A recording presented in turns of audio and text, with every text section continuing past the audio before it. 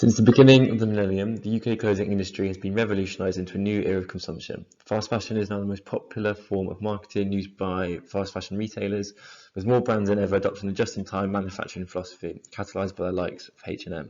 The desire for fast fashion is ever growing, as it now accounts for over one-fifth of the clothing market, which has led to the disposing of high quantities of fashion products. According to Waste Online, more than 1 billion tonnes of textile waste is sent to landfill every year, with young consumers being the most avid shoppers of any age group. McNeil and Moore argue that fashion has begun to move in a direction of sustainable production, but there has been a reluctant uptake from consumers to buy sustainable product. Consumers are constantly communicating that they care about their own ethical consumption, but these attitudes are not being reflected in their buying behaviour. This documentary will look to explore why consumers struggle to make the ethical consumption switch through understanding Marx's theory of how capitalism is at the forefront of the environmental crisis, along with Boomer's liquid society theory, which states how the postmodern era has enabled consumers to recreate their identity through how one dresses. The main focal point of the documentary will be interviews, as I want to depict why one purchases from fast fashion brands, if at all. I believe one of the leading reasons for consumers not to shop more sustainable is due to little awareness of the severity textile waste has on the environment. Therefore, these interviews will focus on behaviour. I will also combine the interviews with images displaying the sheer quantity of textile waste. These photos, such as the ones presented here, will be used as I will not have the ability to film or photograph landfill, but wish to provide the harsh reality of the environmental crisis.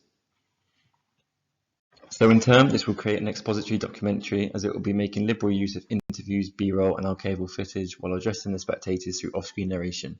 I will also use the responses of the interviewees to be played simultaneously with photos and video capture to put emphasis on what is being said.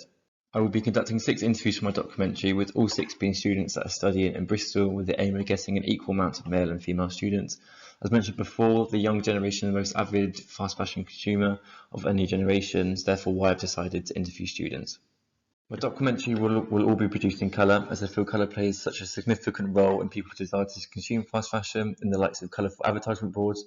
I also want the colourful clothing to stand out against nature, and a sort of reminder of where these beautiful colours come from. When conducting the interviews, I'll be using the golden ratio of photography. I'll make certain that the interviewee is slightly to the right of the picture, making it more aesthetically appealing for the viewer. I will ensure that the interviewee is looking at me, the interviewer, and in line of the camera while giving their responses. In terms of filming and photos, my aim is to capture consumption emotion. My first aim is to capture the sheer quantity of consumers that spend their weekends in and around shopping malls and trying to find the latest bargain. I will do this by filming shopping centres in Bristol, Oxford and Cardiff and using a time-lapse effect. I will also use photos to capture consumers' emotion while shopping, as the original idea of photographic documentation was that photographs were used to accurately portray events. Since 1945, photos have been used to capture the new society, so I feel it's only right to use them in capturing the current movement that is fast fashion. In terms of editing, I will be combining 2 main techniques, the first being continuity editing, where shots will be pieced together in a linear flow of uninterrupted action to ensure a continuous sense of time and space. I'll also couple this with cross-cutting, where I will be giving the illusion that 2 actions are happening at the same time. This type of editing is what I believe to make my documentary unique, as it will simultaneously use different content and trying to tell the story that is fast fashion and the environmental crisis. I believe that crossing over the responses from the interviews along with consumption practices will highlight the difficulty people have in resisting fast fashion. Thus, I believe that the documentary will help state how capitalism is at the forefront of the global environmental crisis and why society is not aware of the effects of fast fashion. I believe that it will help prove the economy theory in showing that desire for riches is greater than desire to save the planet. But I also want to stress that this documentary is not to put blame on the consumer in any circumstances. This is too why I've decided to edit in this way, as although the respondent may be talking about their desire to consume, I wish to cut to the fast fashion brands themselves, as they are the focus of the matter. My inspiration for this style of editing comes from Hungry by Maisie Grow, where 2 participants' voices are played behind compelling and powerful photos, triggering an emotional response from the viewer. Maisie Grow uses black and white photos and videos so effectively, and I wish to build on this through my own style of using colour. In terms of ethics, I will be taking all the precautions needed when conducting interviews. I will fill out our risk assessment form to evaluate any hazards and add control measures.